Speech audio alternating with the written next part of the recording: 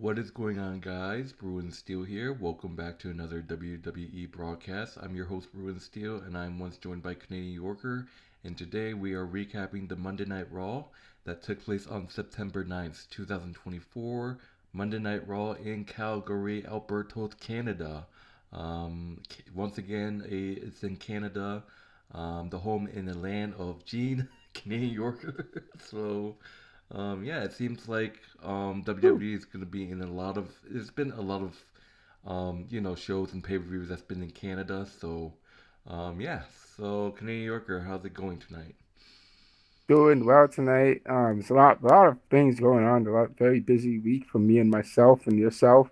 But all in all, it's great to come back again here and talk about WWE wrestling and woo woo. WWE's in Canada. Gotta big up Canada. And I know, Bad Blood. I think it's gonna be in Canada. So can't wait to see that happen, No, man. Bad Blood is not going to be in Canada. It's going to be Atlanta, Georgia. So Yeah, not Bad Blood. There's another event happening in Canada. I forgot, but yeah. no, that's. Can't wait for that to happen. So All right, and yes, like Canadian Yorker says, it is the road to Bad Blood. Which this show, the result of this show, we got three matches now that were announced. We're going to talk about later. But anyways, let's get started for the first match. So we didn't have any opening segments, to my surprise. Usually, it's been like open segment after open segment, but we just have the first match of the evening of the Monday Night Raw. We got American Made, Brutus Creed, Chad Gable, Ivy Nile, and Julius Creed versus the Wyatt Six, Dexter Lumis, Erick of Roman, Joe Gacy, and Nikki Cross in a mixed street fight. So this was a great match. I actually did not watch Monday Night Raw. I only watched parts of it, just not a lot of it. But I kind of missed out because I was like doing some stuff. But talking about this match, it was crazy because Nikki Cross, I think, didn't really show up until later on the match when it was Ivy Nile trying to get something from under the ring, and you can actually see Nikki Cross like straight up. You can actually see Nikki Cross's without the mask, and you can see, yeah, that's definitely Nikki Cross. It's Nikki Cross actual regular state. It's her face. You can see her regular face, but she still looked like an iconic crazy person. But it's funny. So while Ivy Nile was taking something out of the ring, Nikki Cross freaked the shit out, scared the shit out of her, and Ivy Nile was like, okay, this and backed off.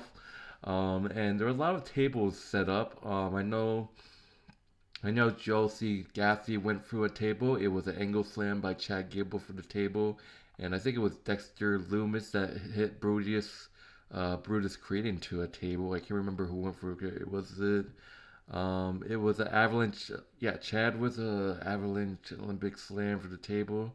I think it was a little bit more. Um, it was uh, it was Roman suplexes Creed brothers. It was Nile cuts them off. American Man Slam for the table. Yes, and then it just went back and forth, and Chad Gable shifted to an ankle lock. Nia with the candlestick shots. Nikki pulled out of the ring and German suplex Gable. So we actually saw Nikki Cross German suplex Gable. That is impressive. Um, so, wow. and then drop kick to Ivy, dragon screw neck wipe off the apron and into the chairs. Chad Gable gets distracted from Uncle Howdy. I believe Uncle Howdy hit the sister Abigail. The Wyatt Six wins by pinfall with a dive from Dexter Lumis on Chad Gable. Wyatt Six defeats American Made in the street fight by pinfall. And I just feel bad for Chad Gable's team. They lost three matches in a row to the Wyatt Six, so that's just disappointing for them. But what are your thoughts on this street fight? I thought with this street fight, it will make it more even for the Wyatts for American Wade Made. Honestly, American Made they should be a pretty dominant team because they are all very high tier, top cream of the crop wrestlers. Um, the Creed brothers were one of the.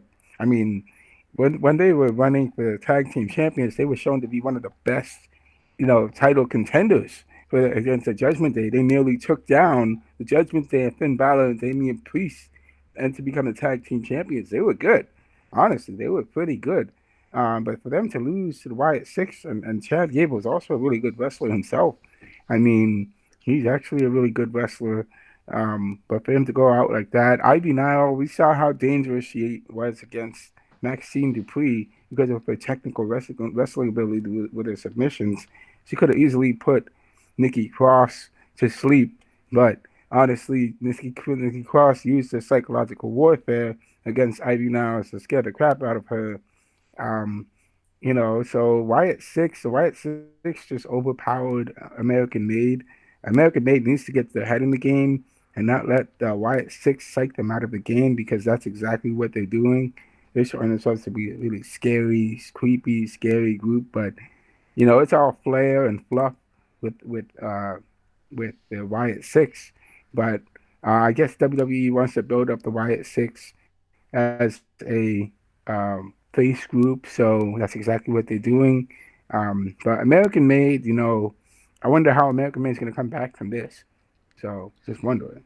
All right, so moving on, we got our first segment of the evening of the Monday Night Raw. Like Finn Balor makes his entrance and get on mic. He says Damon Priest says they screwed him, but really he screwed the Judgment Day. He's been trying to hold Priest up, but the more he did, the more Damon held him down. They said they were supposed to be brothers. He said he should have been the World Heavyweight Championship. So apparently Finn is butthurt that he's still butthurt from losing to Seth twice.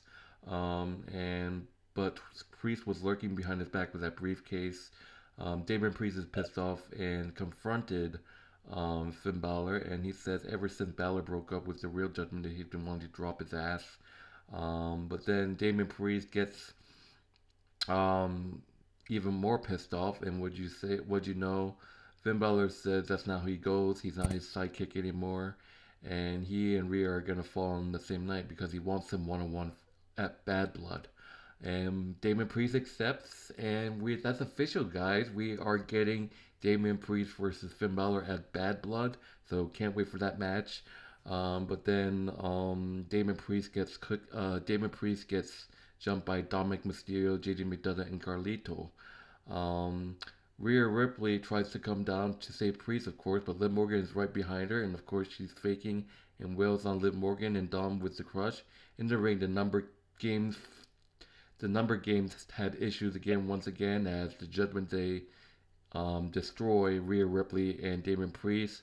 Liv Morgan hitting Rhea Ripley in the injured knee leg with the crutches, and then Dominic Mysterio started beating the shit out of Damon Priest with the crutches with gut shots. And Finn Balor was about to go for the coup de grace, but Jey Uso is here with a chair to make the save for the terror teams, and the Judgment Days are sent packing. So Jey Uso to the rescue, but I just don't understand. He could have came earlier, but we saw Rhea Ripley holding Jey Uso's hand, and people are like, "Oh my God, it's gonna be a love story!" Oh, but what are your thoughts on this?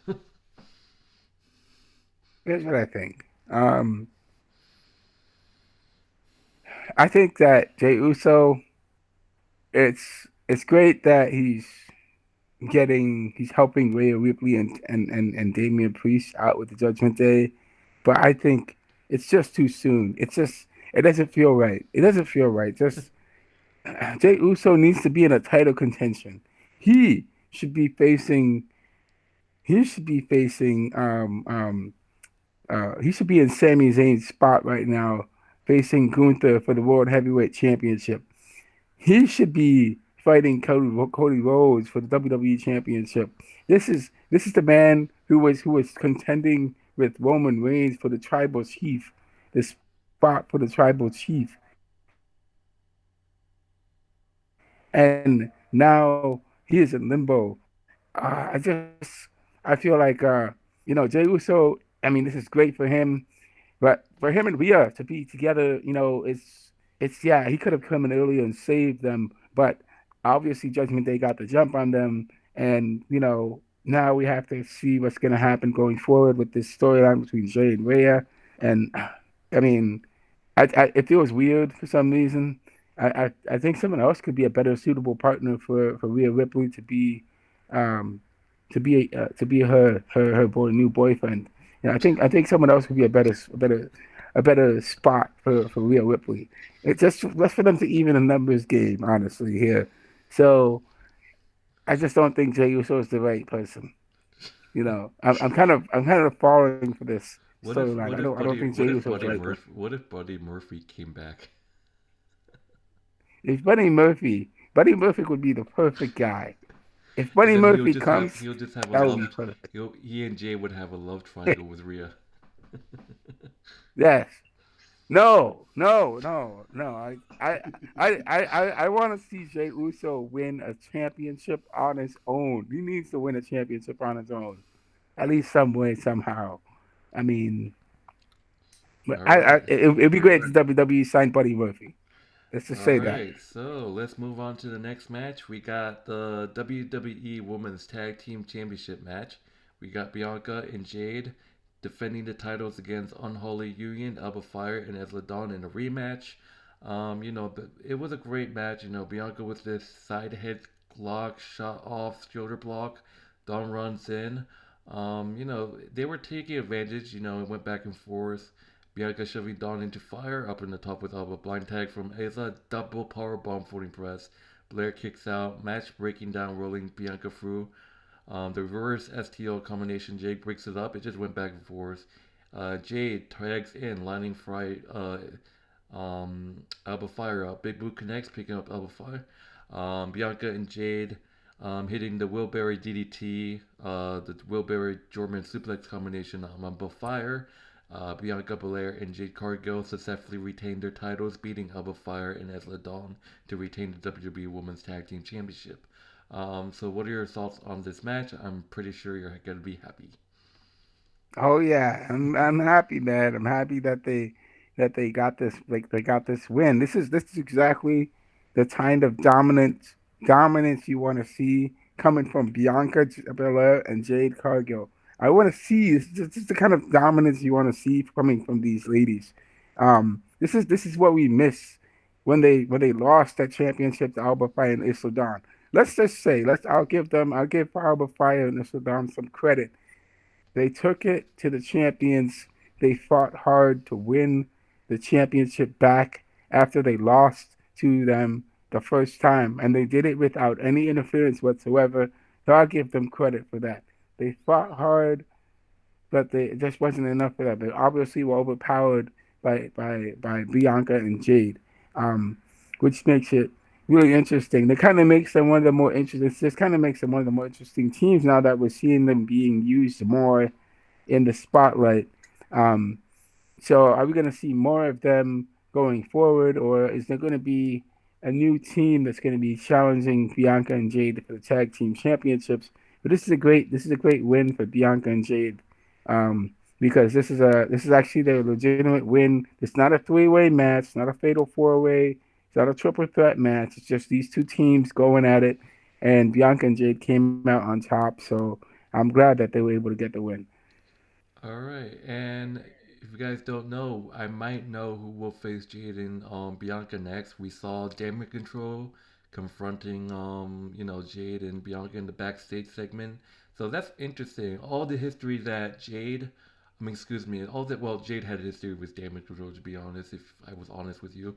But given the history that Bianca had with Damage Control, but now you got Damage Control as a babyface versus a babyface Jade Cargill and Bianca. But for honestly, ever since Damage Control has become a babyface faction, their promos just really look like they're heels. But to be honest, I just don't know. It's weird to see Bianca facing Damage Control, but is the match gonna happen? I don't know. It might, but this time this time it might be different. Instead of Bianca facing a heel Damage Control, she'll be facing a babyface Damage Control. So we have to see what happens.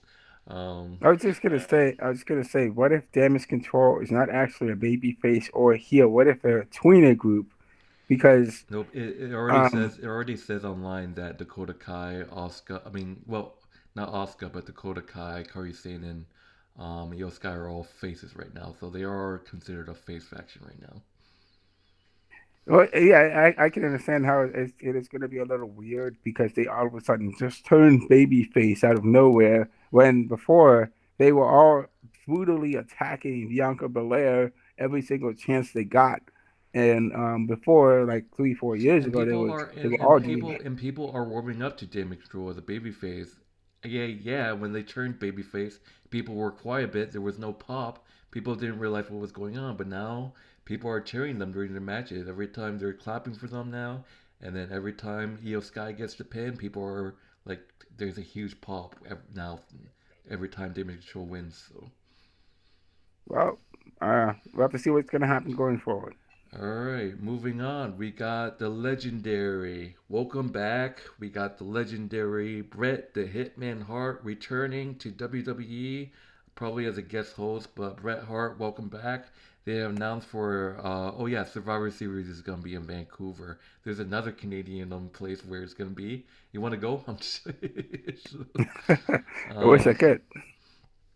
but Brett said this is the place to be, and no one took more pride in becoming not just as a champion, but a Canadian champion, and he did. Canadian champions will take on anybody, never duck a challenge, and have to prove themselves as he did to be the best there. Was there ever be? And then Gunther returns, kind of interrupted him. He said he was about to pour his heart out to one of his childhood series, to thundering boos. So he repeats Brett's taglines, and he went on to disrespect Brett. He said Brett is the best there is, but he's the best there is that ever will be. And he said, business aside from the bottom of his heart, all the boys know in the back watched Brett growing up, including him. And basically, Sami Zayn gets interrupted. Sami Zayn wants that world title match. So it's like he tells Gunther he's got a lot of nerve talking to this man in the city. By the way, Gunther said that Bret Hart is no longer the best in the world. It says Gunther said he was. So a little disrespect to Bret Hart by Gunther, causing Sami Zayn to criticize Gunther. He said Bret is a Canadian hero and a hero to every single person in the city of Calgary and to the entire generation of wrestlers. Gunther said May hold to the title. Sami Zayn once again tries to challenge Gunther. Gunther tells Bret that he's not in this league, and Sami is far away from being in Bret's league, and his answer remains no. And then Bret Hart goes on and calls Gunther a coward, and that made Gunther try to fight him, and Sami gets in the middle of that, and instead, Sami Zayn and Gunther starts to brawl, ending the segment with Sami standing tall, making Gunther run for it. So that's pretty much the end of the segment. So what are your thoughts on this? And I know you're gonna say Sami doesn't deserve anything. I'll say this. Maybe Sammy deserves a shot to get the World Heavyweight Championship. But once he wins his World Heavyweight Championship, what's going to be the next step for him? Honestly, where is he? How is he going to take the World Championship to the next level? Um, I think Sammy can definitely pull off an upset. He's done it before. He can do it again. He's definitely shown he beat Braun Breaker. Um, and I mean, he beat Braun Breaker once. He beat Gunther once. The man has a fighting spirit like none other. Uh, he could definitely pull it off. It's definitely possible. Anything's possible. I mean, even if with Bret Hart in his corner, he's gonna be fighting in for his country, for Canada, and that's gonna be an awesome thing. That's such an awesome feeling to see. Um, but Gunther is the champion. Gunther is not going to be giving up the championship anytime soon. He definitely is going to be taking it to new heights. How far he'll take it, we don't know. But if he takes it as far as he took it when he was the Intercontinental champion, we'll definitely be looking at um, an amazing career for a champion who's a world heavyweight champion. So there's a lot there's to be said, and I gotta say Gunther definitely has to respect the legends more. Gunther has to respect Bret Hart, man. Sami Zayn is right. Gunther definitely, Bret Hart's definitely set the tone for what the WWE is today. Without Bret Hart, we wouldn't see the way it is today. He was definitely the example and standard. The Undertaker stood by, and some of the so many other of the wrestlers. definitely set the tone. So Gunther definitely needs to respect the legends. Well, I gotta say that. All right, move on to the next match. We got Dominic Mysterio versus Dragon Lee in a one-on-one match. You know, there's history here in this rivalry. Dominic going one-on-one with Dragon Lee. Dominic Mysterio has his crew ringside, and Dragon Lee had the whole LWO ringside as well. It went back and forth, but chaos happened. JD McDonagh puts Dominic Mysterio on the foot without the referees. I hate when they fucking do that, man. JD McDonagh puts Dominic Mysterio's foot on the bottom rope, and the referee didn't see JD McDonagh doing that, and that's when Rey Mysterio attacks JD on the floor. A brawl breaks up between Judgment Day and LWO with a somersault set on into the crush. Dragon Lee tried to take advantage, but Liv Morgan from behind with a chop block on Dragon. Liv Morgan sneaky, hitting Dragon Lee for the chop block. Dominic Mysterio hitting a 619 connects Dom off the top rope. Thanks to Liv, Dominic Mysterio was able to win by pinfall with a frog splash over Dragon Lee to get the big win. Liv Morgan does it again and helps Dom wins. But I forgot to mention it is official Liv Morgan versus Rhea Ripley at Bad Blood for the Women's World Title. So second match got announced in this show, so that's gonna be awesome. It was expected. We all know it was gonna happen at Bad Blood. So, but what are your Mm-hmm. thoughts on this match? Dragon Lee needs to pick up his wins, man. I mean, what Rey Mysterio has three. I said 3 wins against Dominic already. He has 3 wins against Dominic already. So what? If Rey Mysterio can beat Dominic 3 times, then Dragon Lee can beat Dominic 3 or 4 times already. Because he's basically, I'm not gonna say he's a copycat like Rey Mysterio, but he definitely has inspirations of Rey Mysterio. I could definitely think Dragon Lee has the potential to be better than Rey Mysterio because he's such a versatile athlete.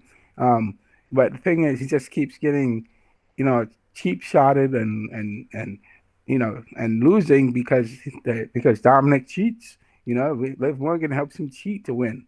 So obviously he needs some sort of backup there. Zelina Vega is handling her own business, so she can't really help out. But he definitely needs to call on another female to help him out with Liv Morgan going forward. Um, I would say I want to see more from Dom. I want to see more from Dragon Lee. We have not seen much of Dragon Lee in the WWE ever since he was in NXT. So I mean, the WWE needs to use Dragon Lee more. We need to see Dragon Lee. I want to see because Dragon Lee is Rey Mysterio's disciple. Dragon Lee definitely needs to take more of the lessons that he learned from Rey Mysterio and put them into practice and definitely utilize what he's learned to, you know, overcome his opponents because Rey Mysterio is definitely using his experience, and Dragon Lee needs to do that too. So Yeah. All right. So moving on to the next match, we got a six-woman tag team match: Lyra Vicaria and Selena Vega with a mystery partner of their choosing against Pure Fusion Collective, Shayna Baszler, Sonya Deville, and Zoe Stark. So, the disrespect by Sonya Deville. Lyra Vicaria tried to do his entrance, but then Sonya Deville yelled for the music to get cut during Lyra Vicaria's entrance, and calls her a joke, saying she tries and fails, and this mystery partner is supposed to be scary. They laughed. Their mystery partner is going to get destroyed the same time as they will, and if she wants to step up, she can shoot her shot. So, and then the mystery partner comes and is no other than Calgary, Canada's own Natalia. Natalia teaming up with Selena Vega and Lara Vicaria. And there was no mistake that was going to be Natalia since this Raw was in her hometown of Calgary. But this was a great match. It went back and forth. Vega is still on the wrong side of town as the Heat rolls. Vega had some really bad blood with this whole group because of them injuring her arm. Zoe, Natty tries to go for the sharpshooter, but Shayna and this is towards the end of the match. Shayna and Sonya scrambles to save Zoe.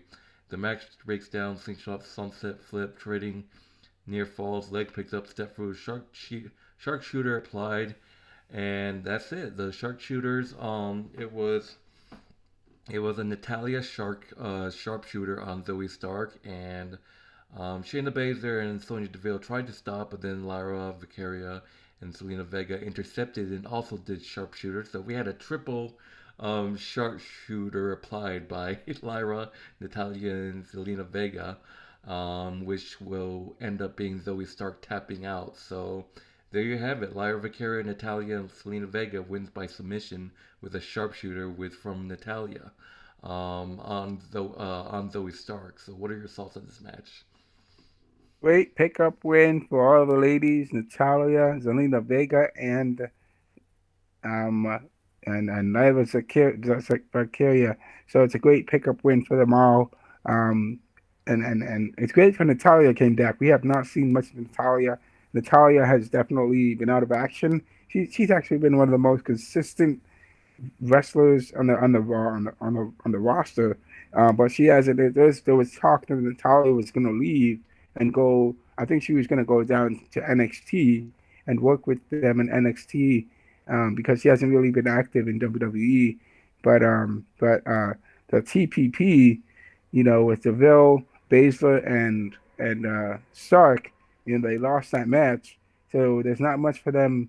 That was unfortunate for them to lose on a triple sharpshooter match right there. I mean, imagine if they all tapped at once. That would have been funny to see.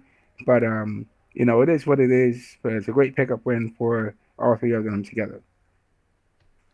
Great, yeah, it's great to see, and we'll see what Natalia does on her return. I just feel like maybe Natalia could be in a title picture or something that maybe I don't know. We'll see. But talking about moving on, talking about the next segment. This is a segment with Drew McIntyre, all happy with his head lifted up after glad what he did last CM Punk last week.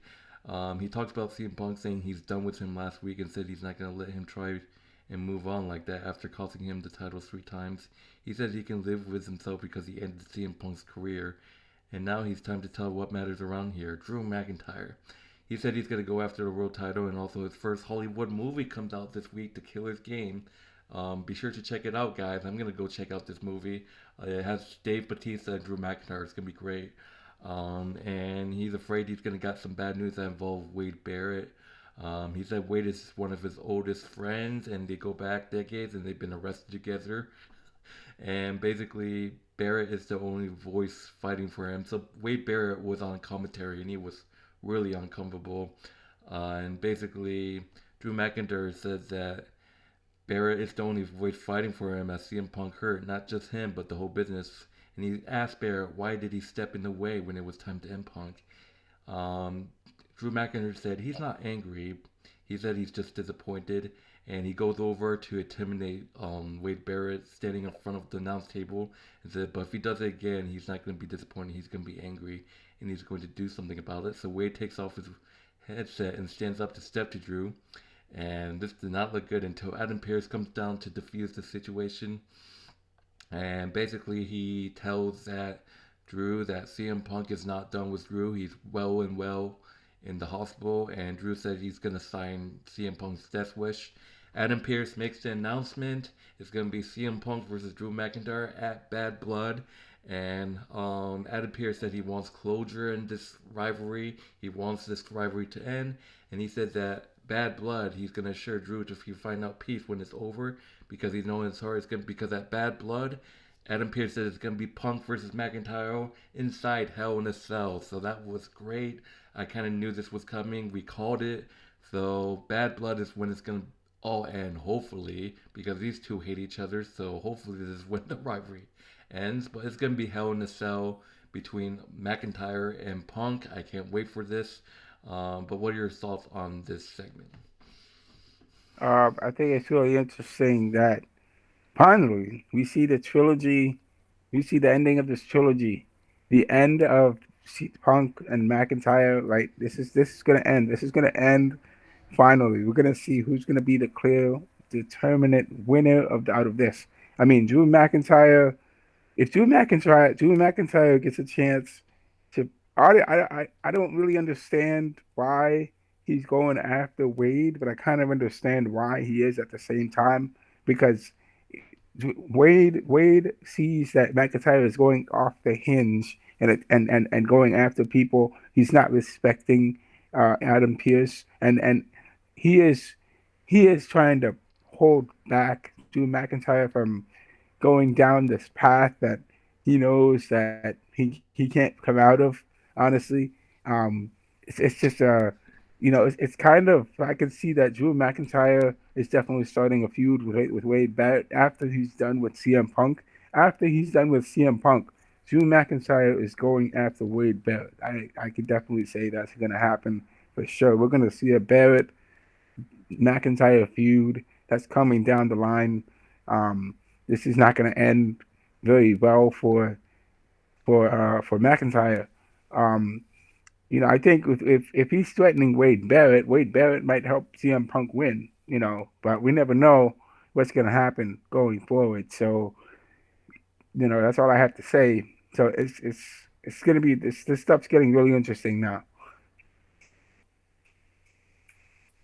Yeah, it's gonna be intense. So, all right. So, moving on, we got Finn Balor versus Rey Mysterio in a one-on-one match. This is when the Judgment Day got involved in that match earlier with Dragon Lee and Dominic Mysterio. So, Adam Pearce went on to move on to make this match.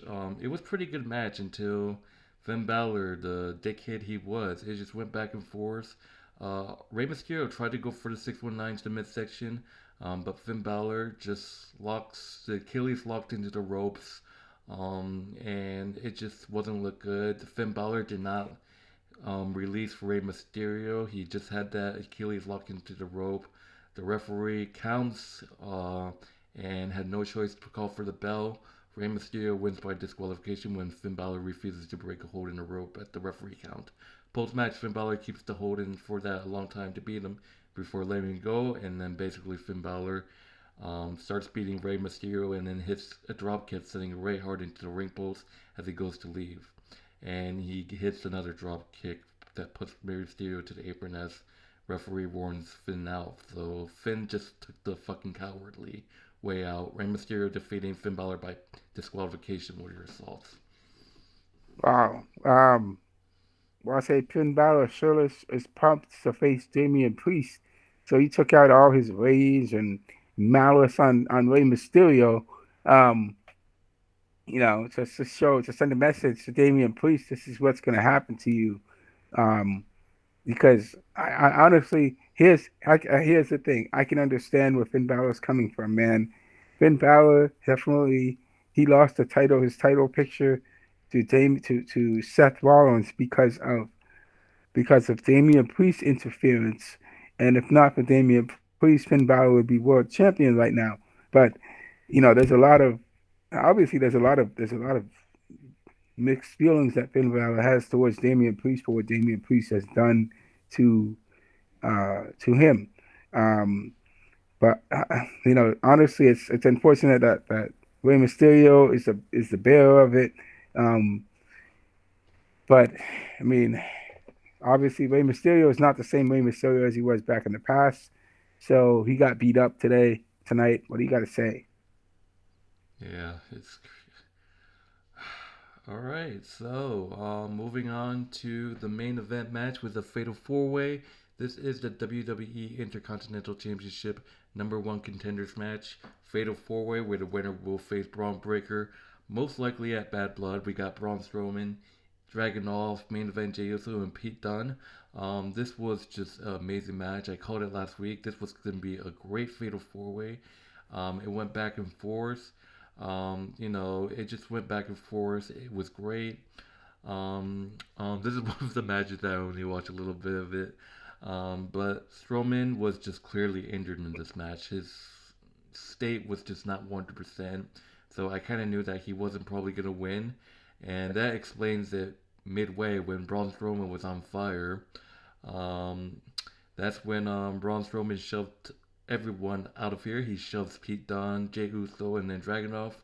And then he clears the announce table, but out of nowhere, Bronson Reed appears out of nowhere to dive on him off of the timekeeper's barricade. The monster goes clean for the table. Bronson Reed causes Braun Strowman the match. Um, I kind of had a feeling maybe that was going to happen. I don't know. Pete Dunne actually got attacked by Sheamus in this show, so I was maybe hoping maybe Sheamus would return the favor and cause Pete Dunne in this match, but Sheamus didn't show up, so that was a surprise. I thought Sheamus was looking for redemption, unless him attacking Pete Dunne in the backstage area was redemption. But Dragunov and Jey Uso square off, trading punches. Jay ducks the back fist first off the rope for a few times spear. Dunn backs and steal it. Dragunov kicks out. Pete puts the boots to Dragunov, pump handle, Pinter, bitter end block, and then Jay breaks it off. It was a big release power bomb. H bomb connects, and then Jey Uso pretty much breaks it up, and then he goes super kicks. Jey Uso goes up top, and I actually thought that Judgment Day was gonna cost Jey Uso because Jey Uso saved Rhea Ripley and Damon Priest, and I actually thought, does that mean they're gonna cost Jey Uso? Are we actually gonna see Dragunov win? But we have to see. But thankfully, Judgment Day didn't get involved. Jey Uso off the top rope with a Uso splash. Jey Uso defeats Braun Strowman, Pete Dunne, and Dragunov by pinfall. Jey Uso becomes the number one contender to the WWE Intercontinental Championship. It's official. Jey Uso will face Braun Breaker for the IC title, and that's most likely going to happen at Bad Blood. So, what are your thoughts on this match? I'll say that I was kind of expecting Jey Uso to. I mean, I'm happy that Jey Uso won. I thought Dragunov would be a good candidate. Dragunov's facing Braun Breaker. It would make more sense for Dragunov to win because Dragunov definitely has some history, some history with Braun Breaker, some unfinished business he needs to handle with him. Um, Braun Strowman has the opportunity to face Braun Breaker, but Braun Strowman is he's dealing with, you know, um, uh, he's dealing with with his problems right now. So it kind of makes sense. Jey Uso is the one that challenges um, Braun Breaker for the championship. We're gonna have to see how he does and how things go on.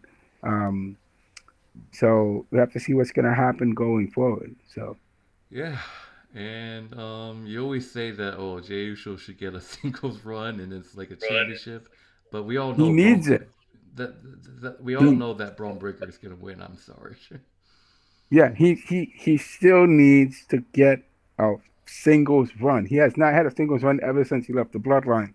He's lost every single singles championship match that he's qualified for. How many more times is he going to qualify for something? He has to qualify for something. Yeah, it's a tough decision, but I think they're gonna add that match next week. I think next week, Braun Breaker and Jay are gonna have a promo, and then they're gonna make the match official to Bad Blood because they even said it before the tournament start. Most likely, it's gonna happen at Bad Blood. I like to see that. But anyways, that would do it for our Monday Night Raw broadcast. My name is Bruin Steele. This is Canadian Yorker. In terms of grading, this was a great show. I loved it, so I'm giving this an A minus. How about you? I'll give it Hey, an A. all right. Yep. So that would do it, guys. Thank you guys for watching. If you haven't done so, like, subscribe, check out my channel, check out Canadian Yorker's channel. The link will be in the description, as well as our WWE Wrestling Bros channel, which will also be in the description of this video. And yes, we will see you guys next time for our next broadcast. My name is Bruin Steele. This is King Yorker, and we are out of here. Take care, everyone. Enjoy the rest of your night. Good night.